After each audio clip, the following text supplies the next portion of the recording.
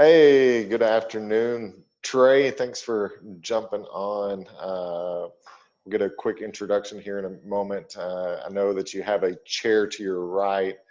Yes. Missing Leah. She's not feeling well, and so we're kind of bummed that she's not able to join us. But nonetheless, hopefully our time together will be a blessing. So, It is much more uh, fun with her than it is without her, but we'll go without her today. okay. Well, I asked you to hop on here.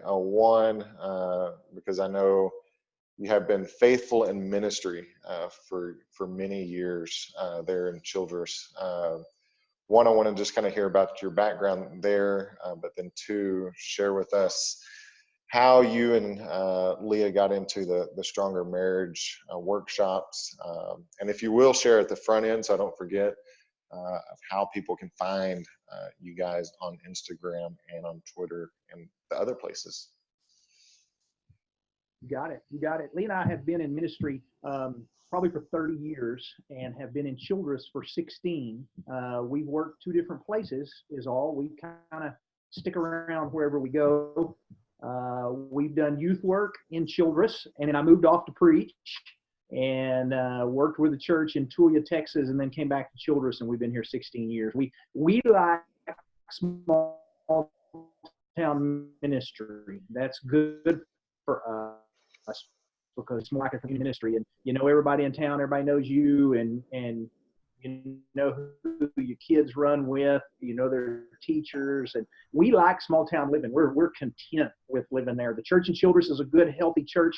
We have about 350, 370 that show up for Sunday morning church, and just good stuff. And God has opened the doors to a really neat marriage ministry that we've always been passionate about. And it just in the last 6-8 years has really taken off. We've tried to pump brakes on it at times because we stay booked up so much with workshops. But God continues to open the doors. We'll do it as long as He sees fit that we keep having folks call us and say, "Hey, come do a workshop at our church." We'll keep doing it, and so we like it. We're very passionate about it. It's a lot of fun. You can find two ways you can connect with us: StrongerMarriageWorkshops.com or TreyMorgan.net. Both will take you to our website, and there you can find links to Instagram, our Facebook page, our Twitter page, and updates on where we're going to be on workshops and stuff. That'll give you all your links you need to go, but one of those two will get you there without much problem. So, so the primary audience watching some of this content are going to be servant leaders, kingdom leaders, Jesus followers. What for yourself and for Leah have y'all found that has allowed y'all to have a thriving marriage, but also the unique stressors that come with ministry as well? So how have y'all balanced that tension?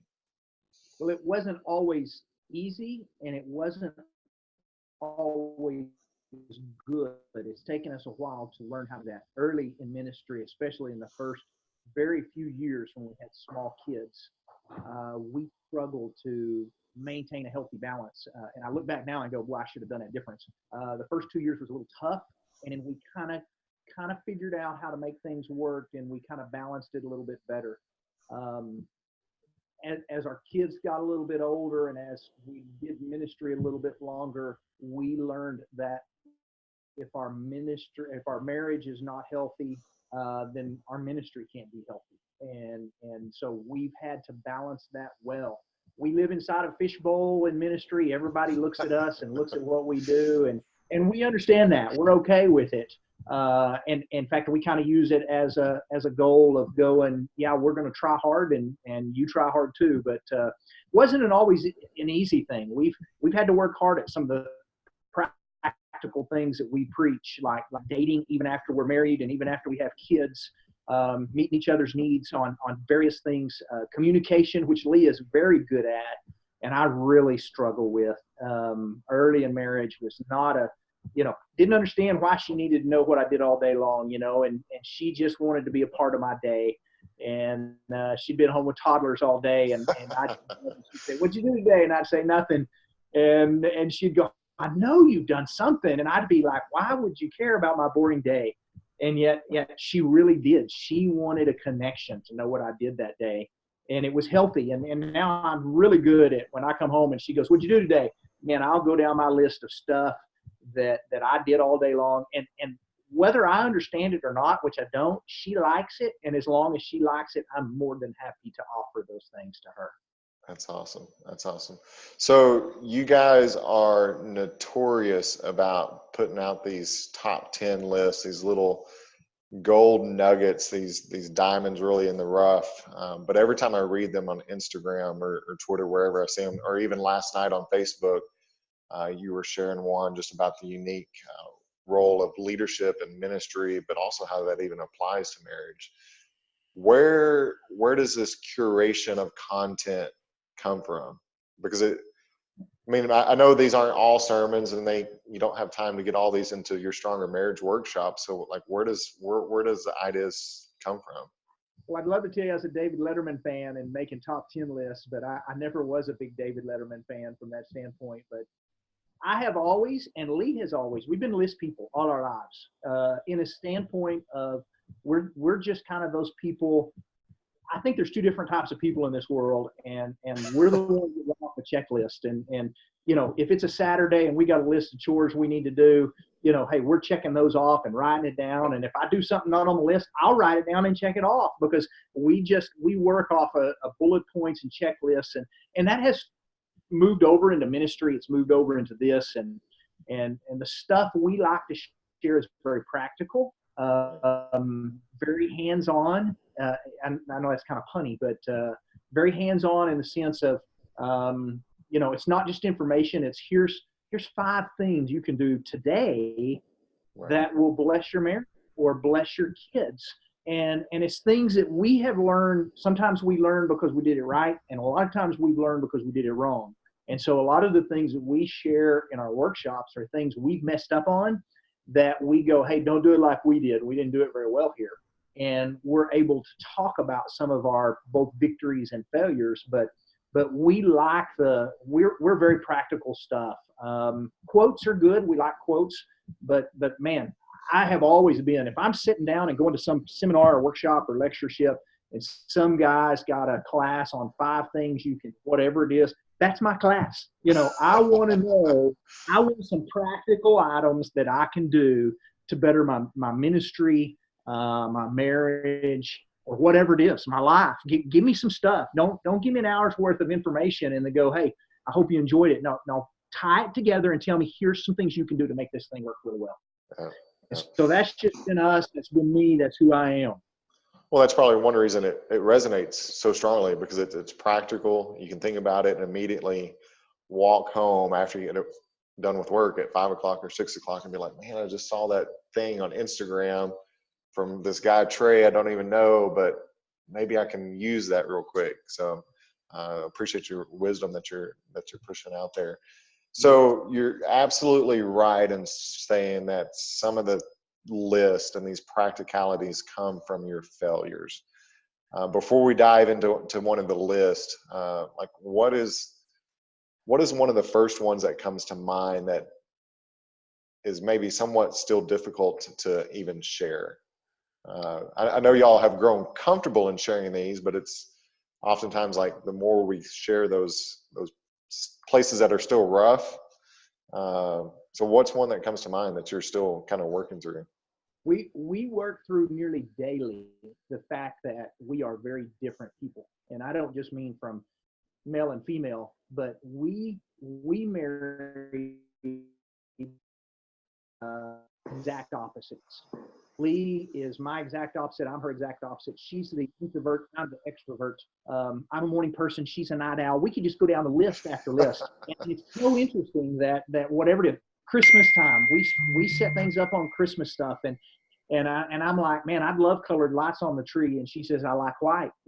Whatever it is, we're two different. And we have to work through that. And there have been times where we butted heads over stuff we realized in the past that did not matter. And I think one of our biggest struggles was early in marriage, I thought I needed to fix her. She was broken because she didn't like to get out around people.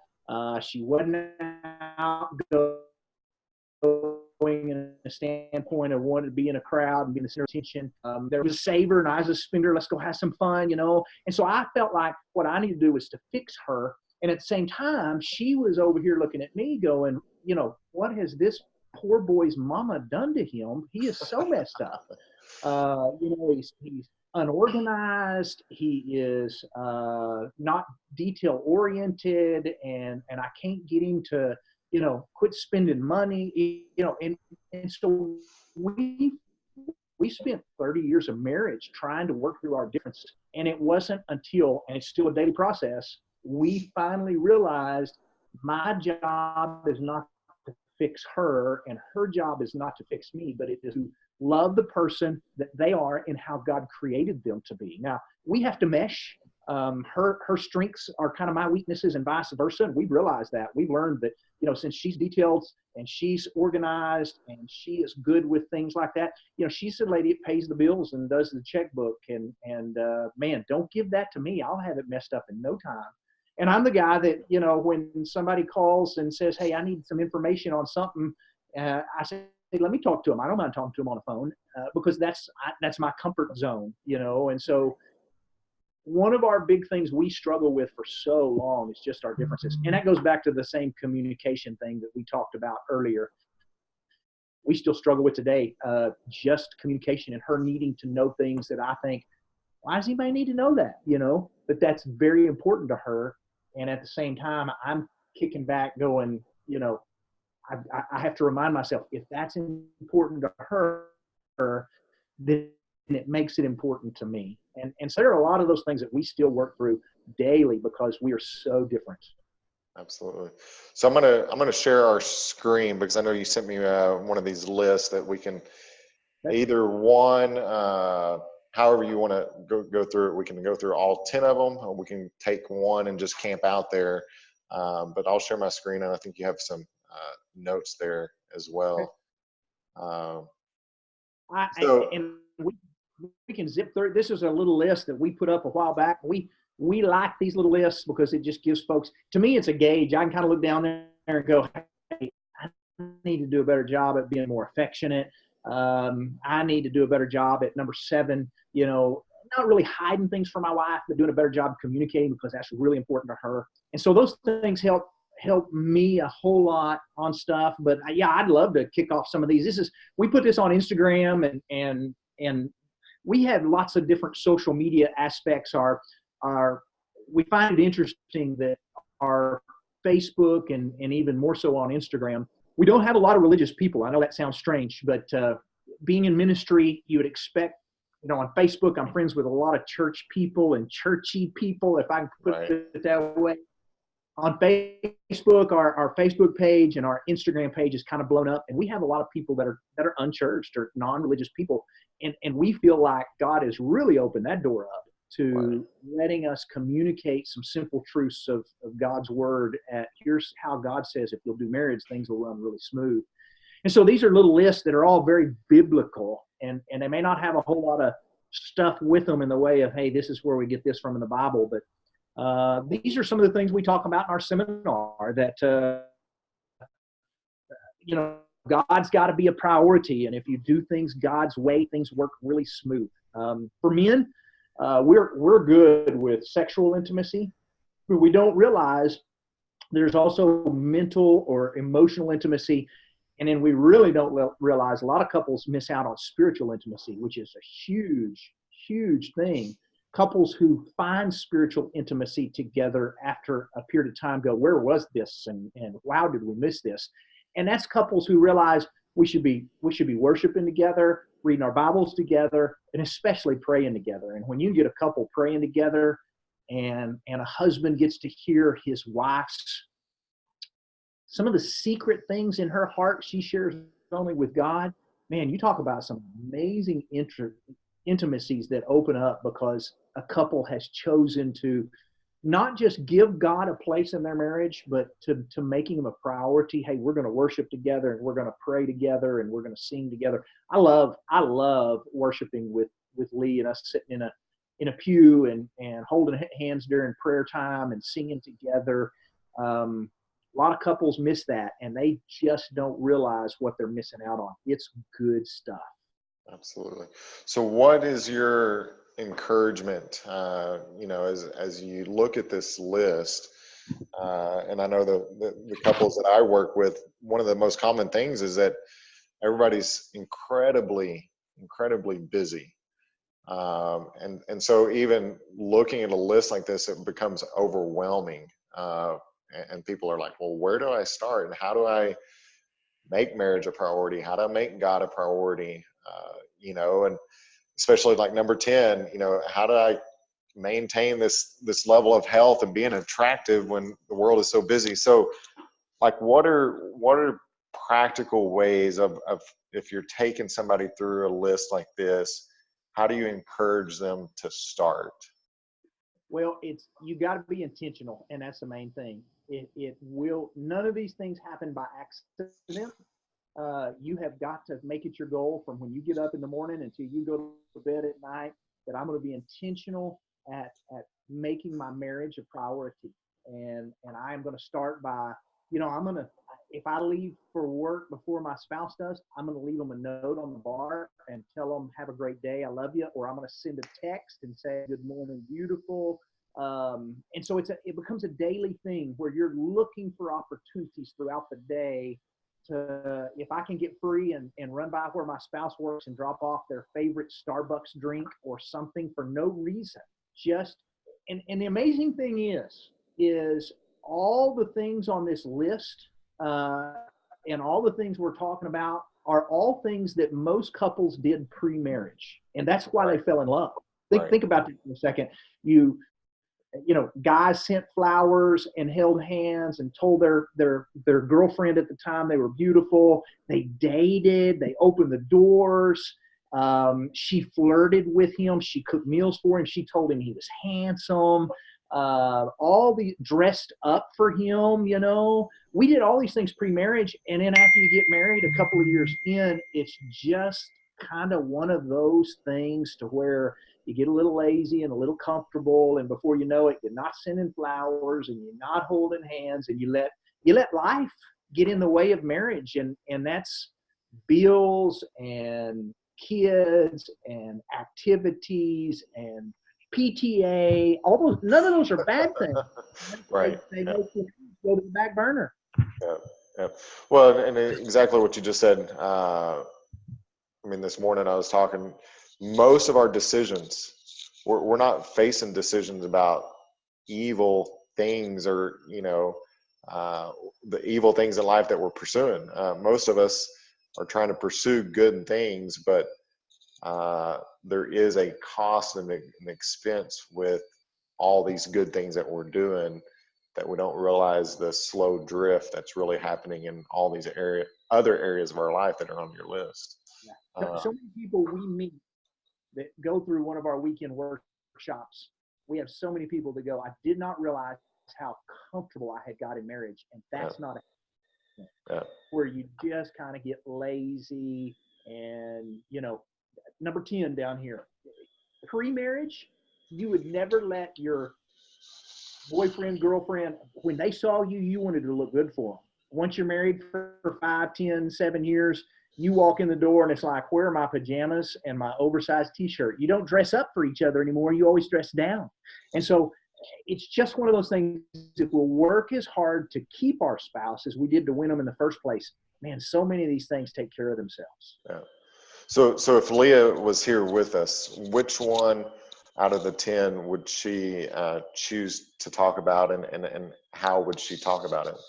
But she's listening somewhere in the house, and well enough that she sent a message a while ago, and she said, I would ask your spouse which of these 3 things on this list are the most important to you, and go with those 2. So like, approach your spouse and say, here's 10, and that's that may be a lot, but if you could circle 3 that you would want me to work on, what 3 would you want me to work on? And that's a pretty good Yeah. idea.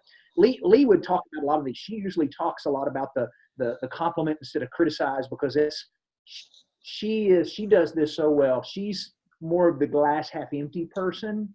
I'm more of the glass half full person. Personalities make it tough sometimes.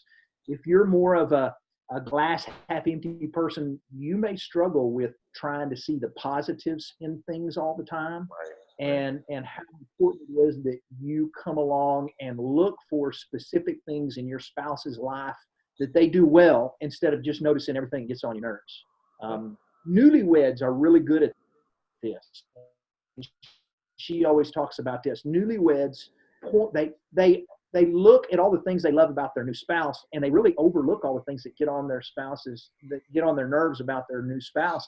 And then once we're married 10 years, that swaps. We just notice all the things that gets on our nerves about our spouse, and we forget all the things that they do well. But that's always important to her. She does very well with that. She always talks about affection. She's usually the one that does a little bit of the talk on the keeping the spark in your sex life, because I think it's important for women sometimes to hear it from other women, because generally, as Dr. Willard Harley and several others have said, usually that's most men's number one need. But not always the case. Where women, it's more of an affection thing. Right. Right. So I love Leah's idea. So ask for feedback and circle the 3. Ask your spouse and circle the 3. And really another way to. Exactly.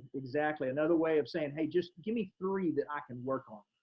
Well, and if you look at these statements, and most of them can be easily switched to a question, right?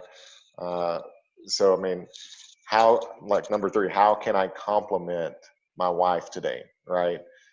So you're just looking at the statement and asking yourself internally, okay, well, if I am going to choose 3 to work on, how can I frame this as a question instead of a statement, or instead of an absolute? Because the reality is we're all trying to grow in these areas, hopefully daily, so. Saw something the other day I thought was interesting. The new study, I'd have to go back and find it, that if you compliment in your marriage 5 times more than you criticize, the divorce rate drops to 12%. That's pretty good odds. Wow. Tells you a little bit of maybe the criticism and how harsh and how hard it is on both marriage and family, when we become people who just seem to notice all the negative things that we don't like about our spouse, or the one bad grade on your kid's report card instead of the 4 good grades. And so we've got to do a better job, all of us, at being people who compliment instead of criticize.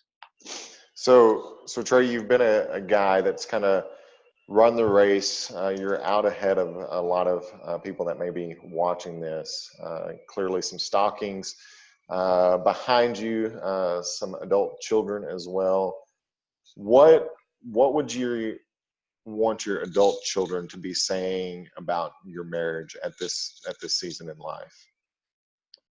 I would love, my goal, and I've always said this, my goal would be that when I leave this life, or whether it's when I'm a 52-year-old man, that my kids have absolutely no doubt that I adored their mother and treated her like a queen, that they learned about marriage and how to treat their future wives from watching their father and how he treated their mother. And that would be what I would love my kids to say, that we know how to treat our wife. I have 4 boys. We know how to treat our wives because I watched my dad treat my mom a certain way. That would, I can't think of a better goal in this world than knowing that to have a daughter-in-law say, hey, your son treats me so good, and I know it's because they have seen the way you treat your wife. And so that's really what I would love, is for them to catch on to, and really that's how it works in families. Your kids learn about marriage from what they see from their parents, and we are a product of the family we grew up in. That's good. So coming to the close of 2018 and headed into 2019, and everyone will have goals and resolutions and whatnot. What would be your encouragement to anyone on the spectrum looking to just have a relationship, have a marriage, have leadership, have a ministry that's thriving? Well, I would tell anybody that's in kind of what I do or what we do, whether marriage or ministry, that when it all boils down to the end of life, if your marriage has not been successful, it don't matter how successful you were in ministry. That's just my opinion. That one day at my funeral, nobody's going to get up and talk about, this, he preached this many sermons, he did this many funerals, or whatever it is. But what I want them to say is, hey, he adored his wife and he loved his kids, and that ministry is very important, and it requires a lot of work, but not to the point of sacrifice and marriage and family. And that's the main thing. And whether it's business, I have a friend that called a while back and he said, I need your advice. And I said, what is it? He said, this man, to me, this guy's so successful. He says, I've got a law firm. And he said, I can open a second one here really soon. And I said, you are awesome and you're doing awesome. And I said, what's the question? He said, well, I'm already struggling to find family time for me and my 2-year-old boy. And he said, if I open a second one, it's even going to be worse for about 7, 8, 10 years. But then it's going to get really easy to where I'll have tons of time. And I thought I just asked God, I said, give me some wisdom for this guy. And the only thing I come up with was the fact that I simply said, it doesn't matter how many law firms you open. If you lose your marriage and your family in the process of doing all of this, you're not successful. Success is going to be one of those things to where you cannot back burner your family or your marriage in order for you to build your career, your schooling, your education, your ministry, or whatever it is. That's good. Relationships is they're more valuable than all that stuff. Yeah. So it sounds eerily familiar, right? What is it worth to a man if he gains the whole world and loses? That's true. I had a guy one time, a millionaire. I met a guy, I'm sure I've met some somewhere, but I actually met a guy that was a multimillionaire, had house Miami, California, and I was fascinated with him. I just kept thinking, this guy's got everything. And as I questioned, about his life and stuff, he had never married, never had kids, and that's what he wanted. And it just so happened at the end of our conversation, the guy comes up that has what I think is the perfect life with everything. I mean, he can buy anything he wants. He sees my family, he sees all my kids, and he tells me, of all things, this guy, you are richer than I will ever be, because I will never have what you've got. And I just remember just being floored, realizing that relationships are so much more valuable than money, career, jobs, that sort of thing. If you can have all those things in relationships, that's awesome. But don't sacrifice relationships in order to have all that. So in closing, what is something that you're working on maybe in the next 6 months that's bringing you joy, or that you hope that it will bring you joy at the end of 6 months? Well, we want to write a book. We've got a book in our head. We've got a book on paper. We've got the sketches of a book. I think it would be fun. The problem is just slowing down to do it. We really think we've got some good material to share, to get outside the we can only come to a workshop weekend type thing. But it's going to require sitting down and taking some time off and just writing. And I don't do well at taking time off and sitting down and focusing on one thing. I'm a little ADD and I'm a little bit hyperactive, and I need to do that, but that doesn't come easy to me. But I'm excited about it, and I think it'll be good. So have you started the document then? Or have you opened the Word document and started typing? No, but we have tons of stuff in a spiral and a notebook. We know exactly what we're going to say.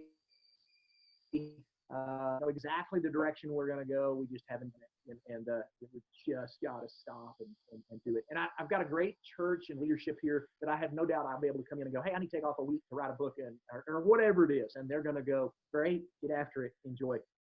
It's just slowing down long enough to do it. And I hope it will happen. That's my goal in the next 6 months. I just don't know if it'll happen. I have a junior in high school, and right now our world still revolves around kids a lot.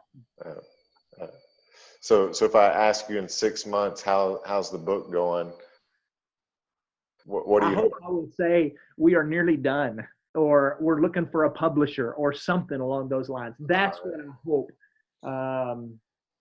When you're balancing ministry full time, parenting full time, workshops and a marriage ministry that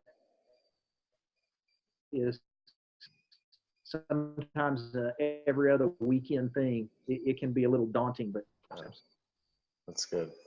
Well, Trey, I truly appreciate you hopping on today and sharing some wisdom and some time and some marriage nuggets. And please give Leah our blessing and tell her look forward to maybe 6 months or 9 months, maybe a year by the time the book is actually ready to hit the press. Would be honored to do this again with you guys. We'd like that. That would be awesome. We appreciate it. We appreciate what you do. We thank you for your ministry and for the opportunity to just tell folks that you know about us. Absolutely. Absolutely. Well, we'll see y'all hopefully in the very near future. Okay. Sounds Blessings. great.